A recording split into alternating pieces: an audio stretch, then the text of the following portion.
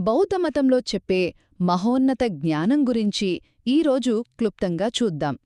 ఇప్పుడు తెలివి అంటే మనకు సాధారణంగా ఏం గుర్తొస్తుంది? బాగా చదువుకున్నవాళ్ళో లేకపోతే చాలా చురుగ్గా ఉండేవాళ్ళో అనుకుంటాం కదా. కాని బౌద్ధమతం ప్రకారం నిజమైన జ్ఞానమంటే ఇది కాదు. అది మన ఆలోచనల మీద, మనం చేసే పనుల మీద ఆధారపడి ఉంటుందన్నమాట. సరే, మరి ఇందులో మొదటి విషయమేంటంటే నిజమైన జ్ఞానమంటే ఎవ్వరికీ హాని చేయకపోవడం.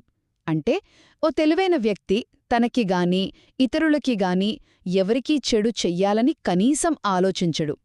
ఇక రెండవది, కేవలం చెడు చెయ్యకుండా ఉండటమే కాదు, మంచి చేయడం కూడా అంతే ముఖ్యం.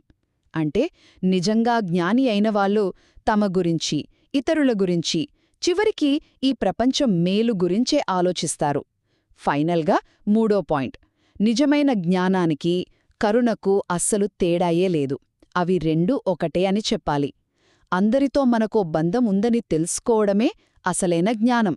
సో, ఒక్క మాటలో చెప్పాలంటే, ఒక పని చూడ్డానికి ఎంత తెలివిగా అనిపించినా దానివల్ల ఎవరికైనా హాని జరిగితే అది అజ్ఞానమే.